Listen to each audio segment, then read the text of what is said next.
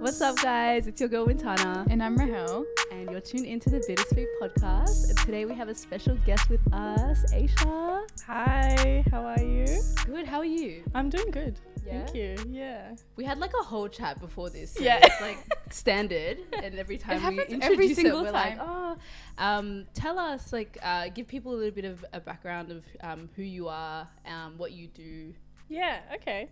Well, at the moment, I'm kind of, I guess, like in a bit of limbo with what I'm like moving forward with. But at the moment, I'm working as a freelance journalist and like a writer. I'm doing a bit of tutoring and like still some advocacy work on the side. But yeah, just kind of around. Yeah, we love that. We're going to get into like all of it in this Yeah. episode, but we wanted to do an icebreaker before we started the episode. Cool. So I don't know if you've seen, but there's a lot of I guess debate going around about men and who the leader of the group is in a man's like friendship group. And there's a lot of backlash going on with men being like Stop. You're saying stop, but there's so much backlash going on with men being like, women actually think we have a leader in the friendship group, you know. Right. But then I was talking to my friend the other day, and she's like, we were just kind of like, you don't know, but it's actually a thing where there is like a presence that like there's always like someone, I don't know if leader is the word, but I guess someone who kind of carries the group a little bit more. Yeah. One, do you think that it's a real thing? And two, we're going to go into like what you guys think the traits are. Because we need to spill the tea on this one. Okay. I'm going to be really honest. I don't think I pay attention to a lot of, or even around a lot of like guy groups. Like really? exclusive guy groups. Is that what we're talking about? Yeah, like only yeah. guys or in the like group? maybe not only guys in groups, but like even if they kind of have different groups, when they are in a circle of like just men, is there one character that kind of like, do you think it's a real thing? I'm racking my brain trying to think of like just a guy group. Okay. I could see that maybe for other people, like from what I've maybe observed in like one-off experiences, but I can't say I would know from like knowing a guy group and like identifying an individual and be like, yeah, there they are. Like that one. That's the leader. But that sounds about right. Like that sounds like Right? it would make sense. I don't know if I can really like give my perspective on it, because I can't even think of a guy group right now off the top of my head that I could observe and be like, yeah, I can think of one. Okay, what about you, Rahel?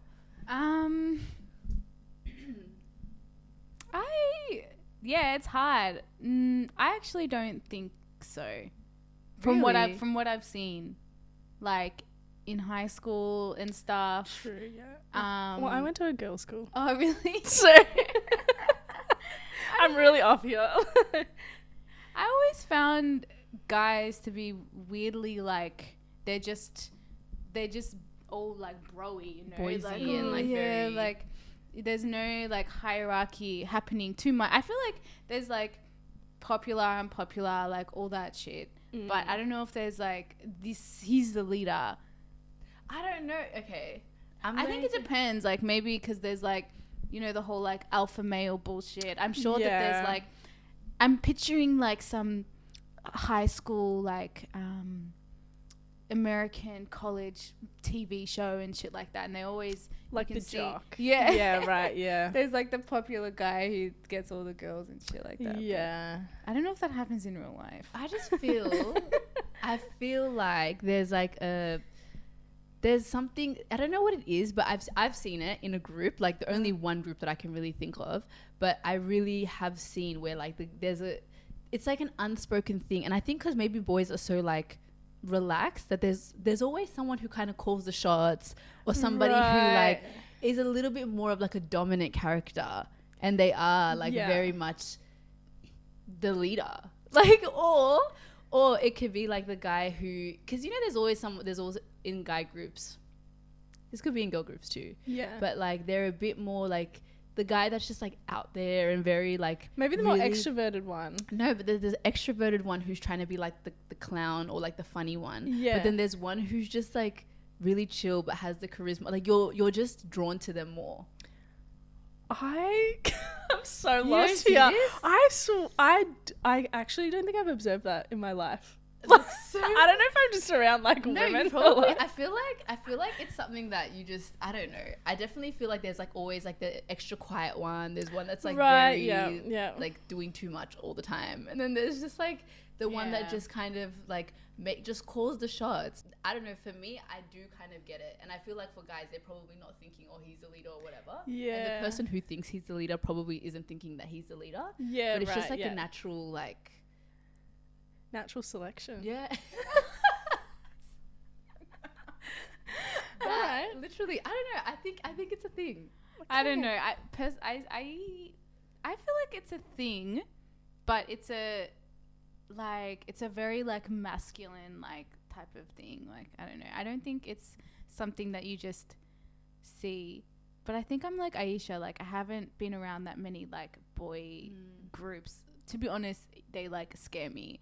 Because like I just feel like when there's a whole bunch of like men together in like a group, like shit starts to get weird. They're just like a bit weird in general. I'm joking, but yeah, I think I can see it though. I've seen it.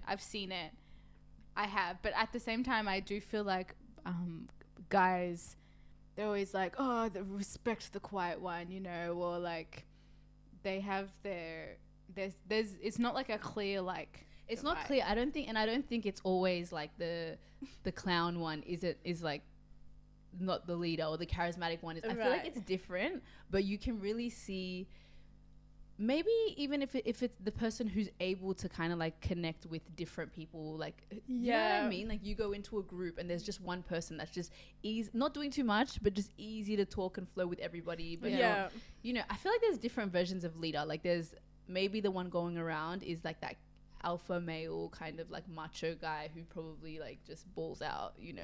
But then there's also other versions of it, and I think it depends on like the group that they're with too, like their group of friends. Yeah. You know. Yeah, I definitely think like a lot of that can come into play if like they're long-term friends as well. I think I'm like used to being around like new groups of people who they just kind of have like, oh, we met through here, or I think when it's like a core group, that usually happens. That's a really good point. Where people point. kind of like just sit between little hierarchies or whatever it might be as well. But I see it in groups of girls as well. Like I was gonna say in that girls actually. it's a lot. In girls it's a Yeah. lot more. I feel like there's always like the girls that the ones that just like call the shots or who like make the plans. You know what I mean? 100%. Yeah, no, Not so much like when you get older, but still like if big groups of people just stress me out. Like same. To be honest, Same. I just can't, because like it always ends up happening, and like if you don't, basically, you know what I think it is though? I don't think it's always that you are like the charismatic one, or you're the, you know, funny one, or you're the interesting one. I feel like if you're like the mutual connection, you know how it's like when you're like you kind of like introduce bring people together to everyone, and like you're the one who's like conveniently like comfortable with the group, then like that automatically makes you the leader, because everyone wants to be around you, because you're who's like the connect. So like then if you leave, it's like two people awkwardly just like there. True. That person right. leaves, and it's like, oh, that's literally the story of my life. Like all my friends are like friends with each other when like we all have, I don't know, it's just everybody knows each other through me in different ways. Like I'll have it's just and based off that situation, I would say that you have like, you know, everyone. So but that's like different to the leader, because I feel like that's different to when we're in a group setting. I would say that you would be more of the like leader of the group. I feel like the leader of the group is somebody who's like, I just bring everybody together, but I'm not there like making the plan. I can't, that's not my thing, to just make the plans and to do this and do that. But I get what you're saying in that scenario where like no one knows each other directly, then yes. But then I feel like where there's groups that are like established groups over time, and they're all friends over time, there's definitely like the bigger personalities, especially girls, like bigger personalities just start to become the leader. Do you think that's kind of like the whole like main character thing? You know what? I was thinking about that before. I was like, maybe it's the people who are like a bit more opinionated, or maybe a bit more pushy, for lack of better words, like, Yeah. and then there's like just the more submissive people. I feel like I'm like a submissive person. If I like don't really want to eat somewhere but everyone else is just going with it, I'm like, all right, and like I'll just like follow along. Yeah. But then sometimes when I feel like more comfortable in like a smaller group of friends, I'll be like, no, can we not go eat there, like I don't want to go. Or like okay. that type of vibe. But yeah, I reckon it's like main characters who maybe take that responsibility on and are just like, yeah, I'll do it. Like, Yeah, I do agree with that as well. Personality is like the biggest thing, and it's the same with I think men groups as well. Very like similar. Just the kind of like outspoken, less willing to compromise, more like it's my way or the highway. Like I'll push for it, you know. Yeah. And then like it's like a psychology thing. Everyone else just kind of falls into line. Yeah. That's why. That's like, what I'm. I think I it's am so that. weird. Like, you know, I will fall into Do you line. really just like? Is it because you'd rather just avoid, not even conflict? You just rather avoid like choosing, or you don't really care. Yeah, I think like I have this because I'm like a bit of a allergy gal. Yeah. So I've got like a little gluten intolerance. So I always have felt like insecure about that in a way. Like I never want to be like the person that's like changing the entire plans because there's like nothing gluten-free on the menu. So just like if we're talking about like food and stuff like that. But yeah, I feel like I've always been someone who's just like, to avoid conflict. I would say that it's just to avoid like that awkwardness where everyone's like, oh, okay, well, let's look for a new place to eat. Oh my God, and I'm like, very no. passive. Yeah, I'm the same. I don't like the responsibility of like, because I fuck up all the time as well. Yeah. So it's like, Oh my God, it's like it's an I don't want to be the understatement. leader because if I'm the leader, then something will go wrong and then everyone blames me. We will literally be following Rahel as she has the maps on, and she's like, wait. Like, as we've walked, we've already walked 20 down minutes. the street. And she's like, wait. And she's looking around. She's like, why does everyone, like, just rely on me? Like, she'll have a little thing. And then if we don't, she's like, I'm not that bad. But yeah, basically, I don't like to be the leader because I don't like the responsibility that comes with being the leader. Like, no, thank you. I'd rather be like, a side character. Yeah, I get it. All right. Well, anyway, let's get into this whole interview. At the start, we asked you like what you do and everything, but can you tell us, such a eye roll question, but tell us about yourself, and I guess even just like your upbringing. Like, were you always in the creative space, or was that always a thing for you, or like a direction you thought you were going to head in? Yeah, well, I think creatively I've only really been that active with it in the past maybe like 3.5 years. I definitely think it was like people and like the people I started hanging around with who kind of pushed me in this direction and like gave me the confidence to kind of explore different creative fields and like try different things. But growing up, I think I was very like reliant on my sister, actually, like for direction. I would just watch what she did. She was really she is really academically smart and like just a great role model, really. So watching her, like I always felt comfortable. We were like similar. We like grew up best friends, still are best friends. So it was like really easy for me to just like follow in her footsteps in a way. And we both like, I feel like got the same genetic intellect. Like we're both like humanities based. We loved like, you know, writing and like that sort of stuff. So yeah, when I sort of like, I guess left school, was in uni, I kind of realized I was like, okay, I've got to start living my own life. Can't just follow like my older sister for the rest of my life. Did you go out and everything, like do all of that together as well? Did you have similar friends and all that? To this day, we hang out together. Like we have all the same friends. Like obviously we have like different people in our lives that have come from different areas, but like majority of my social interactions involve my sister. Like we so do it all cute. together. Yeah. But yeah, like I think I got to a point in uni where it was like closer to the end of uni actually, where because I did an arts degree, like arts doesn't give you a straightforward direction. Like you've got to figure that out on your own. And my sister didn't do an arts degree. She did like an environments degree. So I was like, okay, like this is a bit different to what I'm used to. So I have to like kind of figure this out myself. And I guess at that time in my life, I was kind of like, okay, open to other like ideas, open to like different career progressions. So academically, because I was doing an arts degree, I kind of veered into the community service sector, and I thought, okay, I can do this because I studied human geography as my major, understood like a lot of like people movement, that sort of stuff. So yeah, I kind of moved into community service. I saw that as like a accessible option for me. And then that's where I sort of started my advocacy work. So I was doing a lot of like anti-racism work, working with young people, that sort of stuff, which I still do a little bit now. But creatively, I started off more in fashion. So like I loved, like I got a lot of that from my mum, I think. She was like, and still is very into like, you know, different fashion and, different like fashion and like clothes. Just lots of interesting like little additions in her wardrobe and things like that. So I looked at, like, obviously grew up around a lot of like fashionable people. So that kind of just piqued my interest, and I always loved clothes and like how I looked, like how I dressed. And I kind of just wanted to take it a little bit further. So I loved the idea of sewing. Like I thought that was like such a really cool thing, and I taught myself how to sew.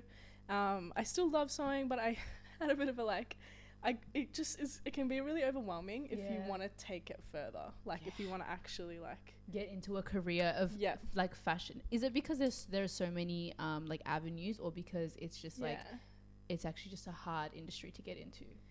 It's like there's avenues. There's like so many different avenues. I feel like I stuck with sewing, so like being like a seamstress or a stylist for a bit.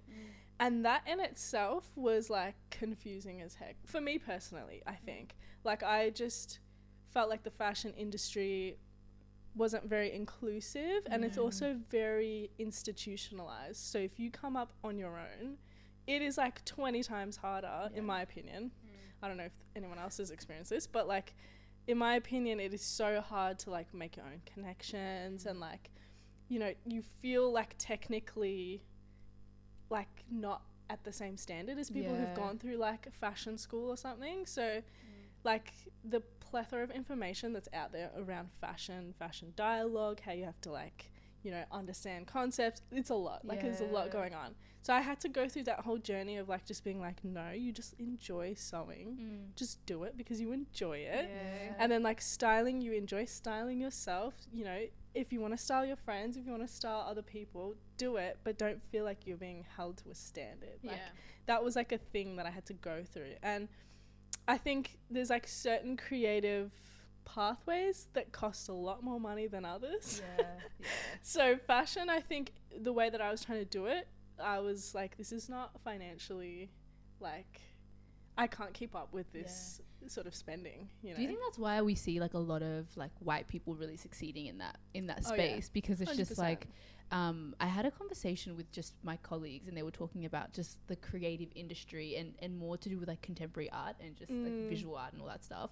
And a lot of people growing up would just kind of like quit working and everything, because obviously they had like the like privilege to, and they would just like focus on either like their studies, but then also just like focus on their creative career and making the art, and not have to like rely on just like sustaining a living while they did it, and obviously went really, really far because of it. I feel like you can apply that to any sort of creative passion or like anything that you're doing. If you have, it's like a whole thing of like privilege, of connections, of time, of being able to like take not work and just like focus on your craft. Like it's just, and especially fashion, because I've heard like the industry itself is like there's huge issues with racism and stuff like that as well. So they don't like, I don't know, was that something that you like experienced going into that? And what was this after uni that you were kind of like having this whole like trying to figure out what am I gonna do? I think it was towards the end of uni, so I was still doing it, and I also like figured out part-time uni was a thing. So I was like had a bit more time because I Yeah. was doing the end of my degree part-time. Yeah. But yeah, I don't think I personally experienced like the discrimination in the fashion industry because I was by myself a lot. Like I was doing it by myself. Yeah. So a lot of it was like not working with brands or Yeah. like that sort of stuff. I was literally just building it from the ground up. And like So it was intense. so tiring and Yeah. like as you said, like working, Yeah.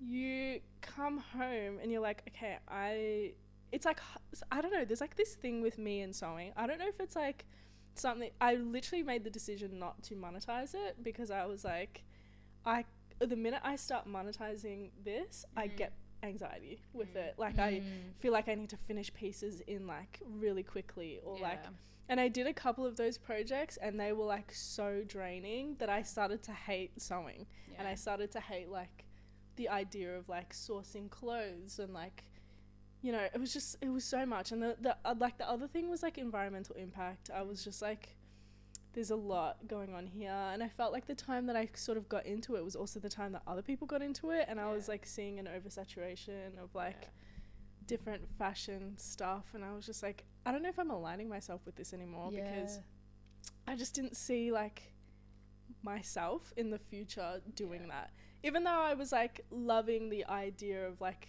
you know, a dream in the future, like, you know, working with cool brands and things like that. But realistically, I didn't see it. So I was just kind of like, okay.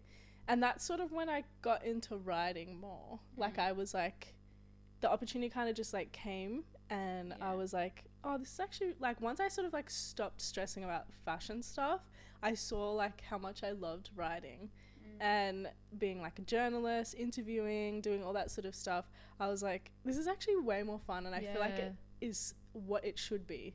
Yeah. And especially like even when I was monetized, like I was like, oh, this is it's nice. like a bonus. It's so crazy that you were able to like make that distinction, because I think a lot of people they like, there's this idea that you're given when you're like finishing uni or whatever, that like you follow your dreams or whatever. So many people, they will try and make their dream or their passion into a career, but sometimes that's literally exactly what happened to you. Like that's what takes, like you burn yourself out and you just like completely lose interest.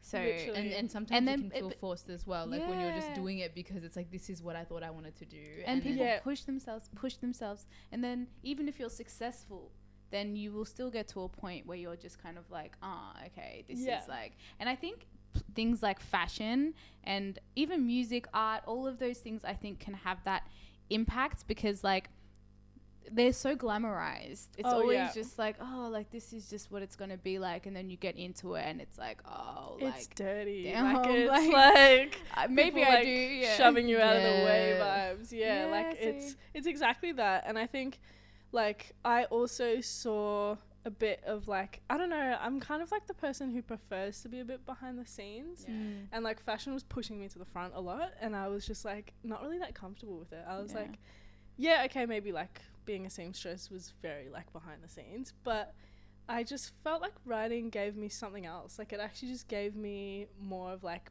peace of mind. It like fit perfectly into my normal schedule, whether I was working or not. Like it was just like almost perfect. And like now I feel like way more comfortable in like the creative endeavors that I'm doing because I'm actually like enjoying it. So I want to ask more about the writing. I just want to firstly ask you how you got into it, because you've done a lot of, I guess, interviews and articles with, you know, artists like Earth Gang, which is crazy. I was like, and Amine. Oh my God. So talk to us. It's wild because so talk to us about like the process. Is it just you like writing an article? Is it you actually like talking to them face to like what's the interview process like, and how did you just get into all of that? So I guess originally like I started writing for a magazine called POCC magazine, and that was like super funny how that sort of came about. Like I was just doing an Instagram live on one of like my uni group's page, and one of the editors just saw me on there and was like, oh, does she want to write? Like that sort of thing. It's wild how that can get you into. I know, it's like none of my writing abilities were like on display, but for some reason that just happened. But it was so nice of her to do that, and like I still like contribute to that magazine to this day, so like it's nice that we've been able to still work together. But from writing for POCC magazine, I obviously started posting my work on Instagram and social media, making it known, I guess, that like I'm doing this.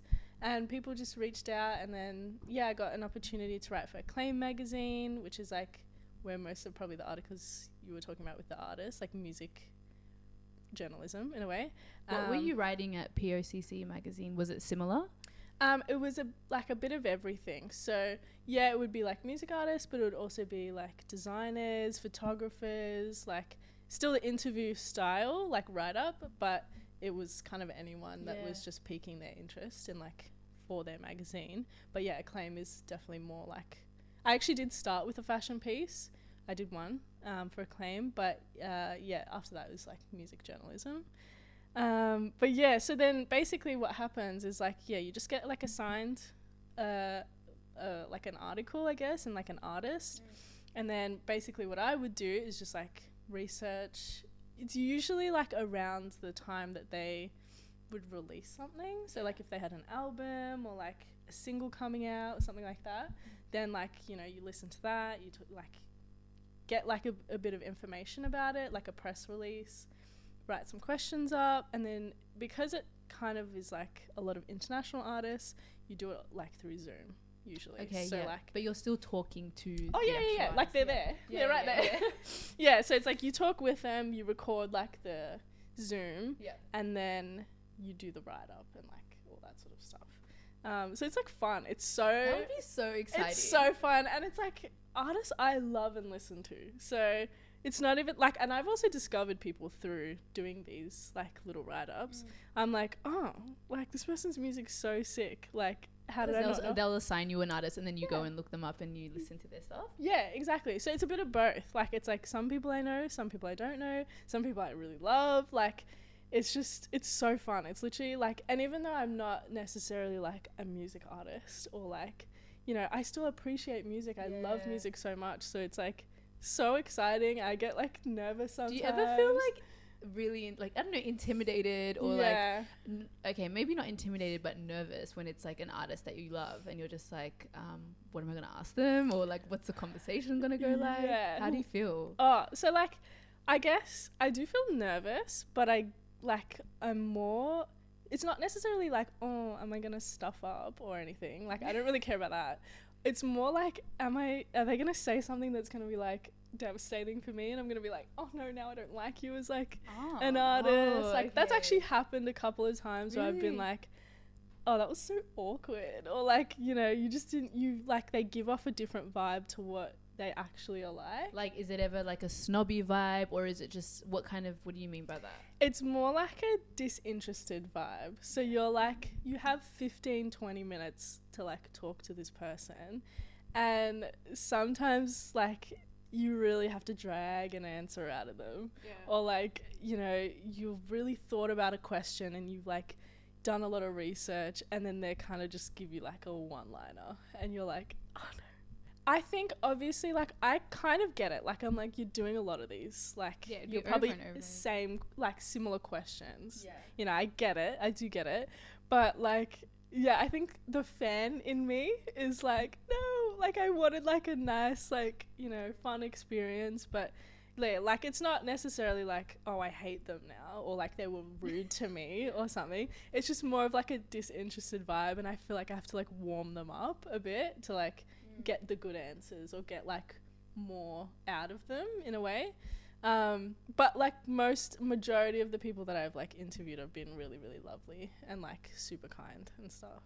That must be so hard in the space of like 15 minutes. Yeah. Like how, I don't know. It's like we do like 30-minute icebreaker, which is like, so what was it like stepping into your first like proper interview with an artist, or I don't know, someone that you looked up to? Like, I think like the first couple that I did with POCC magazine, I actually didn't know some of the people. So I was like, okay, this is a good opportunity for me to not fangirl, like, you know, and actually like practice my interviewing skills. I feel like I did sort of get a little bit nervous in those sorts of interviews, but when I interviewed someone that I knew and I was like a fan of, I think like, yeah, like you said, like it's tough with getting them to like crack them in 15 minutes. Like you kind of just have to roll through your questions just so that you have enough content to write about them. Whereas like I'm like the type of person in normal conversation to not just ask those questions straight up, is like, you know, talk to them, get to know them a bit. So it's like a bit tricky sometimes, but yeah, you kind of just gotta like work with what you got sometimes. So yeah, it's like, it's nerve-wracking in a way that's like, am I gonna get enough from this conversation more than like, oh my god, this is like my favorite artist, like vibe. Which is better though, because I feel like if you're just fangirling too hard sometimes you just fumble, like it's just like you say something or you don't say something, or like when you're speaking you just sound like, that would be my experience 110%. I feel like I feel like I fangirl beforehand. Like when I know that I'm like gonna interview someone, I've like fangirled for a week, and then like by the time the interview comes, I'm like, okay, now I'm gonna like ask the question. Let's get it together. Do you have like a favorite interview with any of the artists that you've spoken to? Yeah, well, music artists, my favorite was Saba. I feel like I had such a good conversation, and like it just felt like I was talking to a friend. Like I love that, just chatting, and like that wasn't that long either. It was like a 20-minute interview. But yeah, Amine was really nice as well. There was someone through POCC magazine who I didn't originally know beforehand, but speaking to them, I was like, whoa, I just felt like I learnt a lot from them. And yeah, his name was Dario Calmes, and he was a photographer. He's like a bit of a multi-hyphenate type, but he's like, yeah, I guess he came up through like photography. But yeah, I learned he's like an intellectual as well. He does like lectures at universities and stuff. He was just so cool to listen to. Like I felt like I was absorbing and learning so much. And yeah, just someone that I was like, wow, how do I not know who you are? How do people like, you know, like this just go under the radar so easily? So yeah, he was also really cool. Do you see yourself like sticking to the music industry, or are you like kind of interested in getting into like different types of like interviewing different types of people, or kind of having like different types of conversations and stuff like that, like with your writing? Yeah, I definitely would. I feel like the music journalism thing sort of just came. Like I was like, oh, this is fun. It's this is as like, well. Like it's like such a nice thing to do, and like I really enjoy it. But yeah, I would love to try and write about like, I'm like kind of moving into like think pieces. Like I want to write a bit more about that, like start a little blog, and just like drop whatever I'm feeling like on there. Like I feel like that would be fun.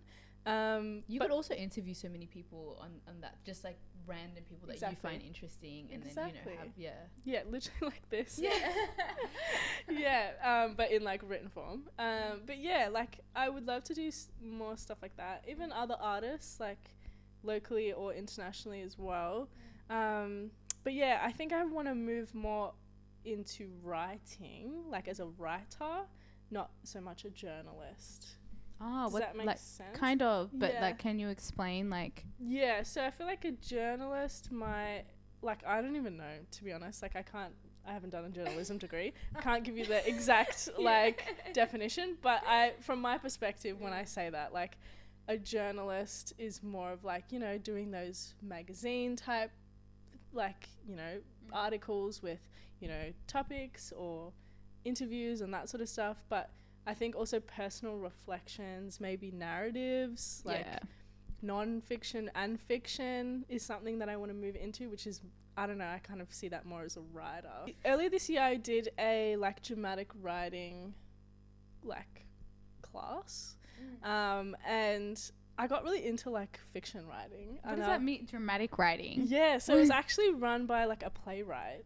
And she was like trying to, I guess, give tips and like advice on how to bring drama into your writing. And so like, you know, suspense, you know when you like read a book that's dramatic? That's what she was, I guess. No, that's okay. That's what I guess she was like telling us about. She was just like, you know, how to build suspense and things. Yeah. And then I got so into like fiction writing, Yeah. and I was like, I think I want to write like little short stories, like anything That's like so that. cool. You know, That's cool. Writing is a whole skill. And It's such a something that- skill. It's the biggest skill. Like I can't lie. Like it's one of the things that I'm intimidated by. I would No. prefer to like talk. Yeah. And that's like literally this podcast. I Yeah. can't, like, even if I'm sometimes I will like try to write something and I feel like I can't articulate myself as well. Yeah. So someone taught me a trick like my last year of uni of just saying like record exactly what you're trying to say and then write it out. And I'm like, okay, like it makes me feel a little bit more comfortable to do it that way. Yeah. Because it's just a skill, or like to be able to write in like a creative way. Yeah. It's different to just being able to do like a uni lecture or like a uni Like writing academic, essay, academic kind of writing. Yeah. But yeah, I want to ask you about like the creative opportunities, I guess, in Australia. Yeah. How do you feel like this, like the scene and everything, how do you feel it is? Like, do you have an opinion on how, I guess like the real question is like, do you feel like it's very cliquey? And do you feel like it's easy for you to kind of like be able to get different like opportunities in what you're trying to do? Yeah. One thing about writing and the writing community is like everyone's really nice that I've come across. Yeah. And like magazine editors, every single editor is like that I've spoken to has been just genuinely kind and like has helped me even improve. So I feel like if I'm just looking from like a writing lens, I think the opportunity is there. Like people are willing and able to pay you as well. And it's like also good we because love that. Yeah. That's what it's about as well. Exactly. Sometimes, you know. Oh no. Yeah. Exactly. But yeah, I think sometimes like in the broader creative scene, I like even doing fashion and like previously, and you know having friends who do music and like all that sort of stuff. Like, it's a bit sticky sometimes. Yeah. Like you've really got to know or find your people. And I do find a lot of comfort in like the black community here. Yeah. You really got to know your people. Look, I don't know if I can reflect in depth necessarily, because personally, like just from my own personality, I do struggle a little bit with like networking. Yeah. Like I find it a bit nerve-wracking, and like I do sort of just like if I'm with someone else I work better, because I'm like, just if they start talking to someone, I'm a bit like you, like I'll just be like jump in the conversation if I see someone, and like, you know, like I'm like, oh okay, you're cool, or, you know. And I think a lot of like my opportunity has been coming from, and like a testament to the people that I'm around who have like put me on, literally, like, you know. So that in that sense, like there are obviously good and bad things when it comes to like groups of people coming together, and obviously people are trying to make money, so there's always going to be shady people around. You're always going to experience some sort of like lack of payment or lack thereof of payment. But yeah, I think in general there is good at the heart of it. It's just individuals who can maybe tamper with that.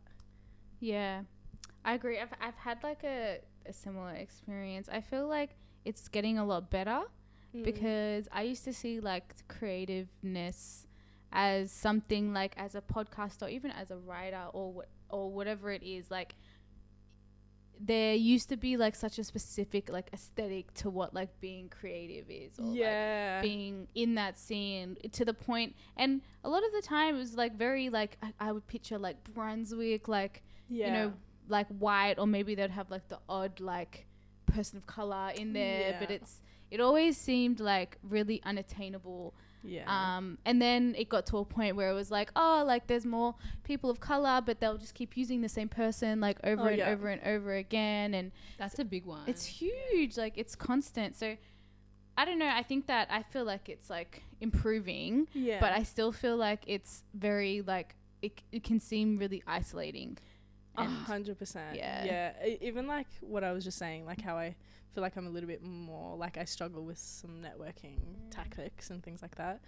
like, if you don't put yourself out there, you literally will be in the background. Like, no one will pay attention to you at all. So it's like, even if you are someone who is like one thing I actually struggled with was like feeling like I was like a bit boasty if I was like posting my writing. Oh yeah, You know what I mean? Like corny. Like if I was really, I struggled with feeling like a little bit.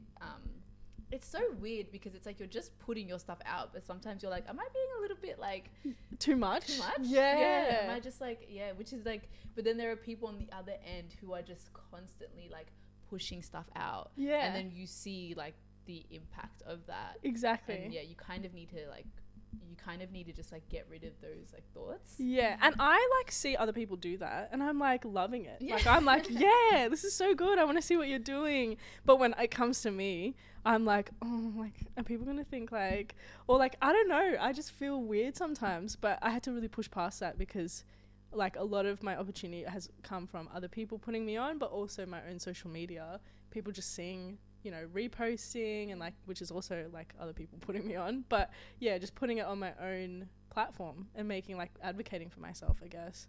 But yeah, it can be a bit weird sometimes. No, I get what you mean. And I kind of agree on both of you guys, like both your points about the scene and how I kind of am opposite to you, Rahel. I feel like when we first got in, like just doing podcasting, I was always like, I didn't feel like we kind of meshed in with everyone's like little like I'm like, what is them? Like I'm not like the creative aesthetic. Like I don't feel like I'm like my friends and we are on a different wave. Like and then I come to this scene and it's a completely different vibe.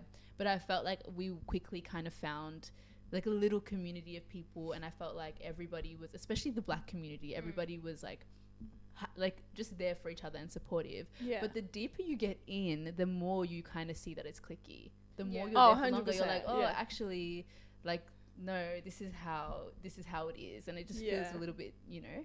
Yeah, I think also in the beginning, I was like so excited to be here. Like I was so excited to be like, I just no, like literally in the beginning, I was like, I was was so indoctrinated with like academia that I was like, people are pursuing music. I was like, people are doing art, like, and pushing that as their career. And then once I like sort of like came in, I was so excited to just be around creativity and like creative people.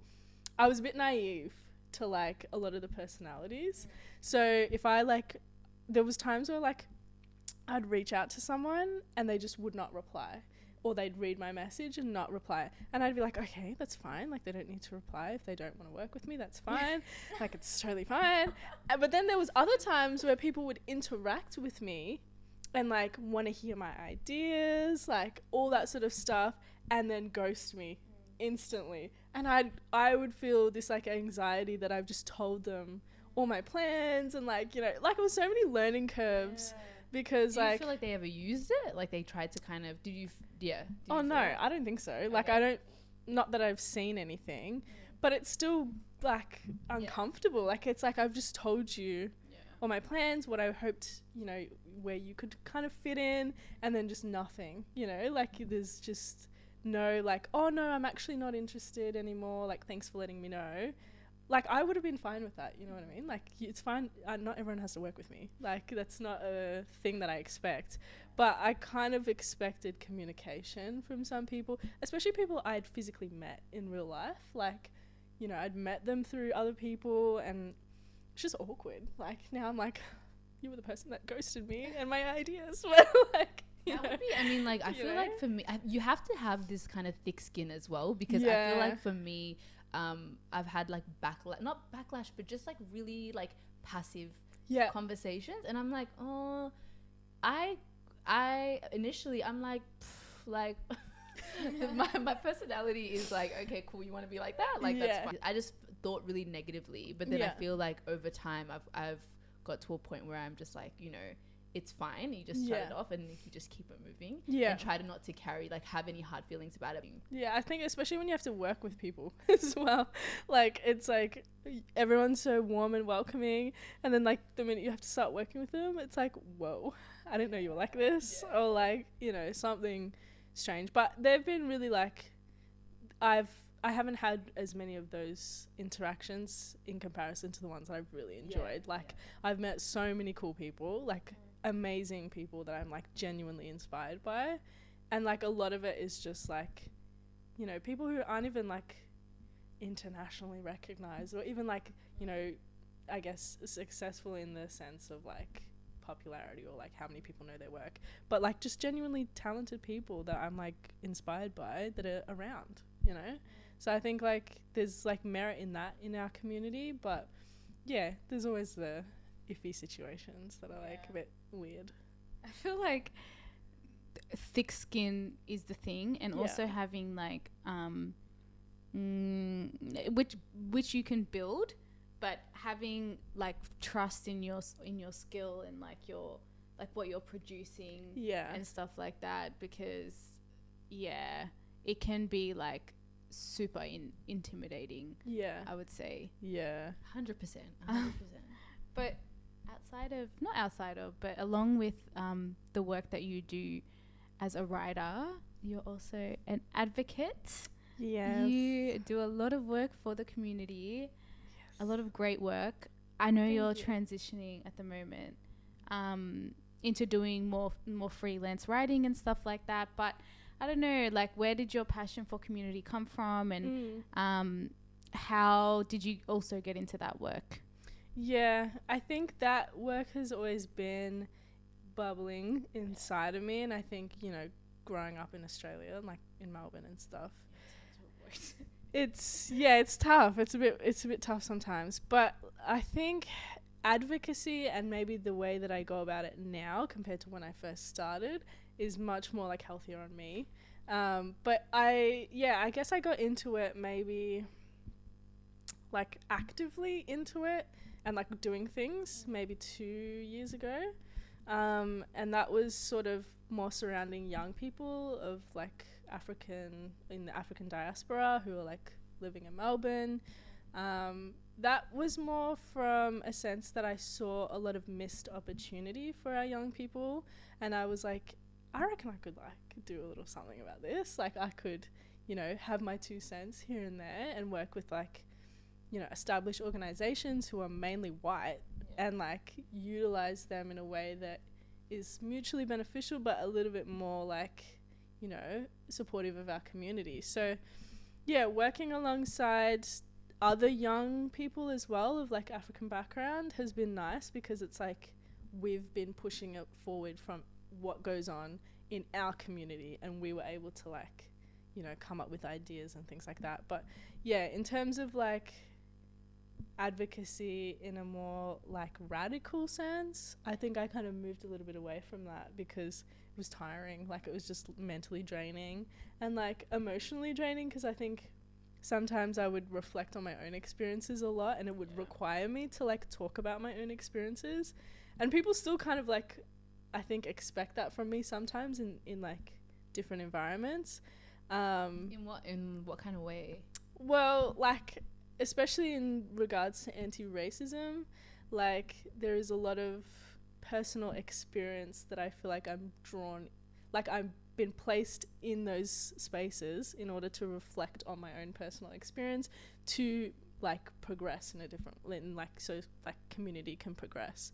But it's not like every day that I want to like recount trauma, like, so it's been a bit tricky, and I think I've pulled away a little bit from doing that sort of stuff because it's just like I can't keep like saying the same examples and things like that, and like it's not like an individual experience. It's not like just I went through this. Like there's so many, and I think we've kind of talked about this enough that like people can kind of get the gist. And like, do you ever feel like it's not for the right people sometimes when you're like, do they get you to speak and it's kind of for like for their own ears to hear, like as in when I say they, I'm talking about the white people or the organizations that are getting you to speak, rather than like having the same impact in the community? And this is if you keep doing it.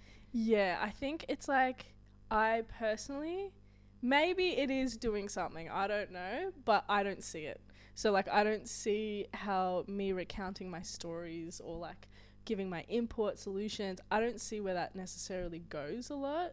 And it's like I felt I had more autonomy in like working with like-minded people, and seeing like the changes in front of us in like workshops or whatever it might be was like way more rewarding than telling the same stories to like white execs or like white government people in order for them to like do a bunch of like paperwork and like not actually like progress anything. It's the biggest eye roll when it comes to and we had this whole conversation last week as well, but like it's so like taxing for people of color coming into these spaces, and just like, I don't know, like dumping all your experiences and everything and just like giving them your resources just to like not really get much back. And for what? It's the lack of results. And it's literally like, I've been in so many situations where they're just like, what should we do? Like, how can we make this a more inclusive space? How can we like embrace diversity? How can we blah, blah, blah? And it's literally like, I'm like, you have like your answers ready. And then they're like, like, oh my God. I'm like, I've said this though. Like, I don't understand. Like, it's a combination. It's like, but you guys know. So I don't understand why you keep asking. But the thing is, they're taking it from different places and then just popping it all in like a paper. And then instead of combining resources, another organization will go and do the exact same thing. But no one will take it any further. Yeah. And it's just, I don't know. It's like, I could have this conversation 1,000 times in a row, because the amount of money and funding that goes into this stuff as well is just like mind boggling. It's like wild. It's actually wild. Do you feel like, I mean, well, like stepping out of it now, even though you're still doing it here and there, do you feel like the impact that you want to have has kind of changed a little bit? Or like the direction you want to go in? Yeah, definitely. I think focusing on like a grassroots local level has made me more optimistic actually of what we can achieve as like a community. I think also, and like a part of me, like there was so many conflicts going on, like inner conflicts, where I was like, why do we have to do it? Like, why do we have to be the ones that like change everything and like make stuff work for us? But like no one else is going to do it. So, and no one else is going to do it in a way that actually benefits us wholeheartedly and like holistically.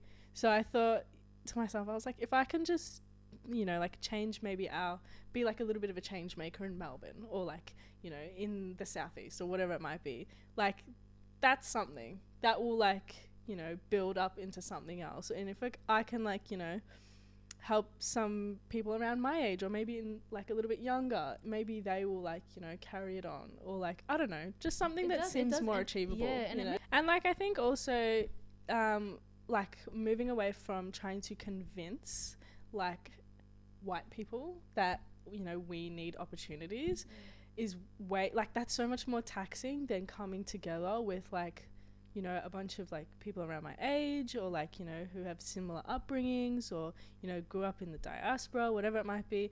That is so much more of a comforting environment. And we'll be like, you know, okay, we need to find people who will help us with this and this, instead of just like one person. It's like, I don't know, the effort and energy comes so naturally to me, because I'm like, I feel good in this space. Like I don't feel constantly drained and like constantly trying to fight for people to understand what I'm saying. Like it's like, we know we all are on this consensus, and like we can just move together then, and like the more the merrier type of vibe.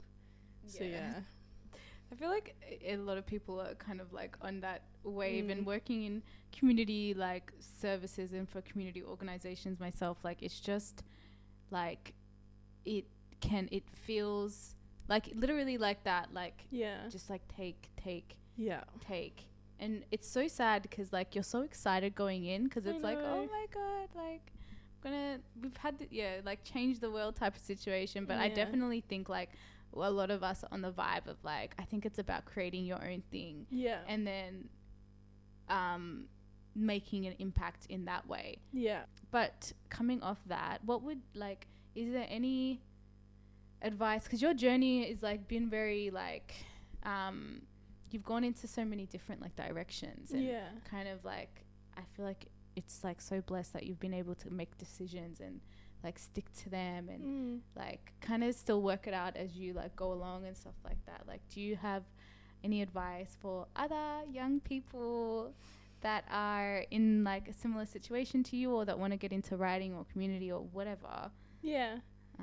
Yeah, I mean, there's heaps that I could think of, but maybe one thing that I'm like really, I guess, proud of myself for doing is that I never like ignored my intuition with stuff. Like, no matter how much I felt like people were saying, oh, you're good at this, you should keep going, or like, you know, oh no, like you can't quit that, like people rely on you, or like stuff like that. I always made sure that I like listened to my intuition, and if something didn't sit right with me, even just like a little bit, I would remember that.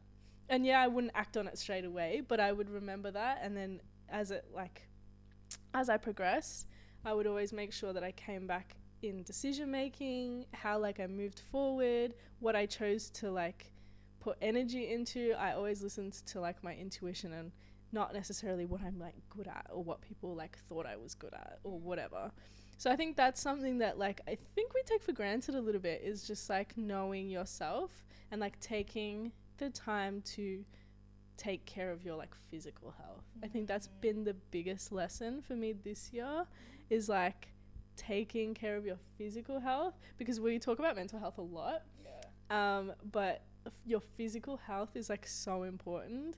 And yeah, just like, when you say physical, do you mean like exercising and actually moving your body and doing those things, or like, yeah, that's like part of it, okay. But I guess I'm talking more in a sense like health wise, like listening to your body. I think we've normalized a lot of like health problems as like, oh yeah, we all are tired, we're all like exhausted, but like that's like not normal.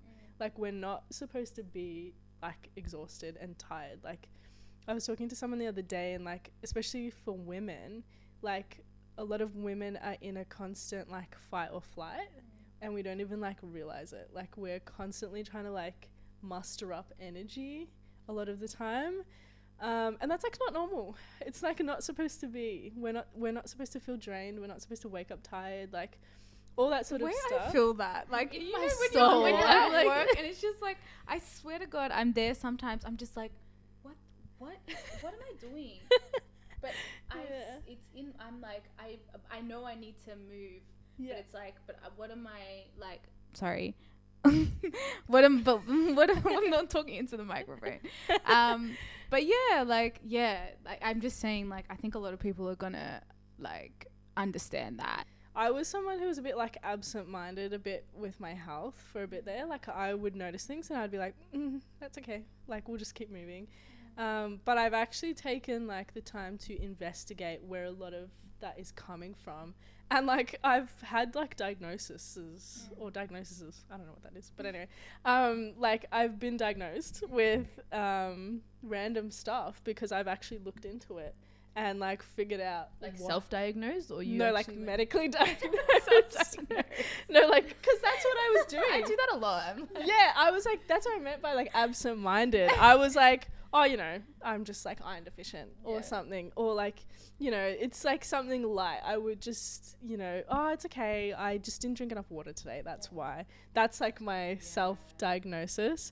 But I actually went and like got stuff tested and like figured out what was going on, which is like literally changed the way that I move in life now. Like, your physical health is so important, and like, I think as a creative, you can be doing a lot of different stuff. So like, if you don't take a second to like relax, like literally relax, you will burn yourself out, or you'll literally like somewhere down the track resent the way that you lived previously, because like you've got something going on that's like physically draining you or physically causing like a lot of stress on your body.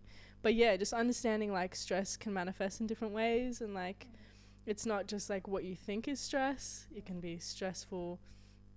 Like, you can bring stress on your body through like, I don't know, like being up and about for too long. Like, it doesn't have to be mental stress. Like, it can be physical stress that I think. Yeah, and it all like, it's like a cycle that will go together, you know, if you're constantly exhausted, constantly tired, constantly like burnt out, but just kind of hustling, like pushing yourself, because like I feel like we're taught that. And that's where I got to a point where I'm like, is this forever?